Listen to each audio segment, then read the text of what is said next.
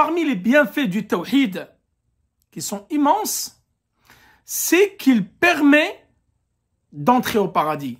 Et parmi les autres mérites, il y a également le fait qu'il efface les péchés. Donc le tawhid, le monothéisme, ça fait partie, c'est-à-dire le fait de le concrétiser, de le mettre en pratique, ça fait partie des meilleures œuvres que vous pouvez accomplir. Et rappelez-vous que nous l'avons déjà dit dans les 3 fondements, que c'est une condition parmi les 2 conditions pour que toute œuvre et toute adoration soit acceptée.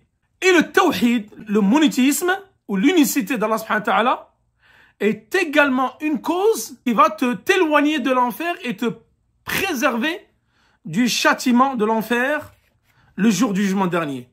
Pourquoi? Le tawhid va te préserver de l'entrée en enfer ou du châtiment d'Allah subhanahu wa ta'ala. Pour 2 raisons. Tout d'abord, le tawhid, il est très lourd dans la balance.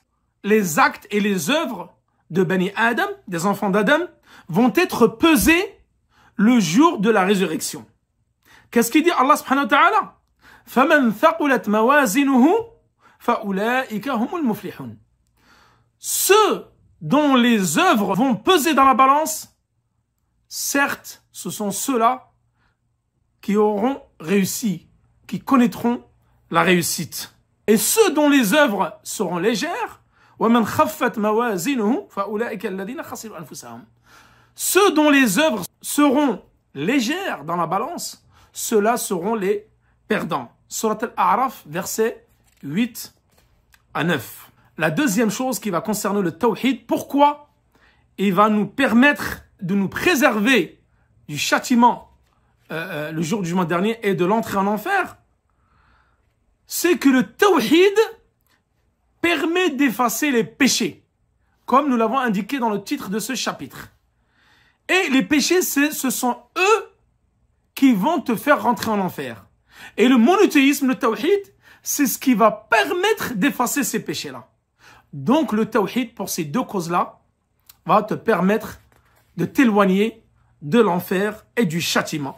Et te permettra par la même occasion de rentrer au paradis. Les gens qui ont pratiqué un monothéisme, soit ça va être un monothéisme parfait, complet, et ceux-là entreront au paradis directement.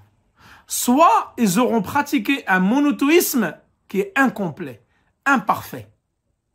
Et ceux-là vont rentrer au paradis après un passage plus ou moins bref en enfer.